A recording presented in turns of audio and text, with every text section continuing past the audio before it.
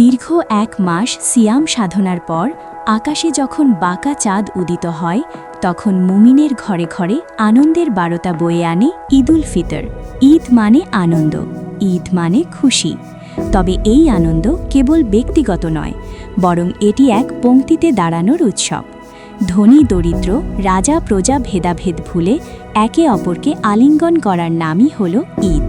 ঈদের দিনটি শুরু হয় মহান আল্লাহর দরবারে শুকরিয়া আদায়ের মাধ্যমে। সাত সকালে গোসল সেরে সুগন্ধি মেখে নতুন পোশাকে যখন সবাই ঈদগাহের পথে রওনা হয়, তখন চারপাশের প্রকৃতিও যেন উৎসবে মেতে ওঠে। খোলা ময়দানে হাজার হাজার মানুষের একত্রে কাতারবদ্ধ হয়ে নামাজ আদায় করা ইসলামের সাম্যবাদের এক অনন্য রূপ।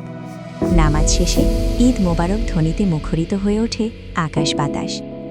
একে অপরের সঙ্গে কোলাকুলি করার মাধ্যমে যে ভ্রাতৃত্বের মেলবন্ধন তৈরি হয় তা পৃথিবীর আর কোথাও দেখা যায় না। বাঙালি সংস্কৃতিতে ঈদের আনন্দ পূর্ণতা পায় খাবারের আয়োজনে। ঘরে ঘরে তৈরি হয় বিশেষ সব পদ। বন্ধু বান্ধব ও আত্মীয় স্বজনের আনাগোড়েই মুখর থাকে প্রতিটি আঙিনা। তবে ঈদের প্রকৃত সার্থকতা নিহিত রয়েছে ত্যাগের মাঝে। সামর্থ্যবানরা ফিতরা বা কোরবানির মাধ্যমে সমাজের অসহায় ও সুবিধাবঞ্চিত মানুষের পাশে দাঁড়ান। নিজের আনন্দের ভাগ অন্যের হাতে তুলে দেওয়ার মাঝেই পাওয়া যায় এক স্বর্গীয় প্রশান্তি। ঈদ আমাদের শিখিয়ে যায় সহমর্মিতা, ধৈর্য এবং পরম অসহিষ্ণুতা।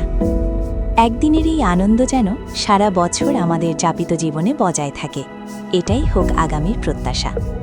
হিংসা বিদ্বেষ ভুলে আমরা যেন গড়তে পারি এক মানবিক সমাজ। দেশ ও বিদেশের সকল মানুষকে জানাই ঈদের প্রাণ ঢালা শুভেচ্ছা। ঈদ মোবারক।